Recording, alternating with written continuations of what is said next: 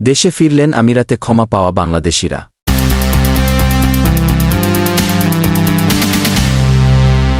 সংযুক্ত আরব আমিরাতের প্রেসিডেন্ট মোহাম্মদ বিন জায়েদ আল নাহিয়ানের পক্ষ থেকে ক্ষমা করা বাংলাদেশিদের মধ্যে প্রথম ধাপে দেশে ফিরছেন ১৪ জন। শনিবার রাত ১০টার মধ্যে তারা ঢাকায় হযরত শাহজালাল আন্তর্জাতিক বিমানবন্দর এবং চট্টগ্রামের শাহ আমানত আন্তর্জাতিক বিমানবন্দরে অবতরণ করেছেন। প্রধান উপদেষ্টার কার্যালয়ের প্রেস উইং থেকে এ তথ্য জানানো হয়েছে। বাংলাদেশে কোটা সংস্কার আন্দোলনের প্রতি সংহতি জানিয়ে গেল ১৯ জুলাই সংযুক্ত আরব আমিরাতে কয়েক হাজার প্রবাসী বাংলাদেশি বিক্ষোভ করেন। ওই ঘটনার পর ৫৭ জন বাংলাদেশিকে বিভিন্ন মেয়াদে কারাদণ্ড দেন দেশটির একটি আদালত। তাদের মধ্যে ৩ জনকে যাবজ্জীবন, ৫৩ জনকে ১০ বছর এবং বাকি একজনকে ১১ বছরের কারাদণ্ড দেয়া হয়।